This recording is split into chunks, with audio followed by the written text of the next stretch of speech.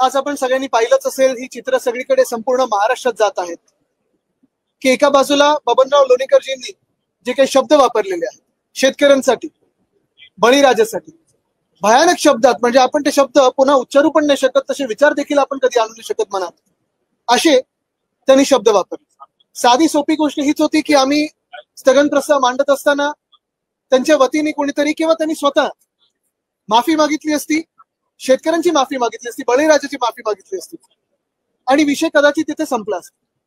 पण ते स्थगन प्रस्ताव मांडू न देणं, त्याच्यावर आम्ही काही बोलायचंच नाही आणि जणू काही सरकार आणि पूर्णपणे भाजप बबनराव लोणीकरांनी जे काही वक्तव्य केलं यांच्याशी सहमत आहे किंवा त्यांचंच अधिकृत ही लाईन आहे असं समज केल्याने आम्ही आंदोलन हाऊसमध्ये सुरू केलं आणि त्यानंतर आपण पाहतोय नाना पाटोळेजी यांना आज 1 दिवसासाठी सस्पेंड केलेलं, निलंबित केलेलं.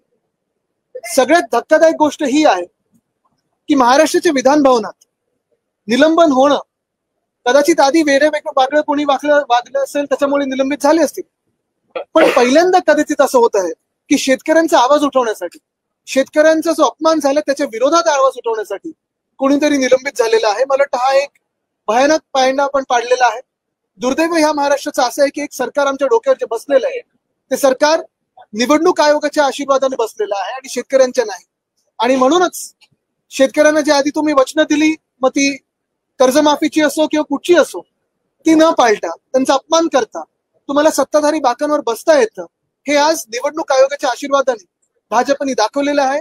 आणि तसंच आज नाना पाटोळे साहेबांचं जे निलंबन झालेलं आहे ते दुर्दैवी आहे आणि त्याचा आम्ही निषेध म्हणून आज 1 दिवस बहिष्कार टाकलेला आहे. CEN न्यूज, देश प्रदेश की ताजा तरीन खबरों के लिए CEN न्यूज को सब्सक्राइब करें और रहें पल पल की खबर से हर पल बाखबर.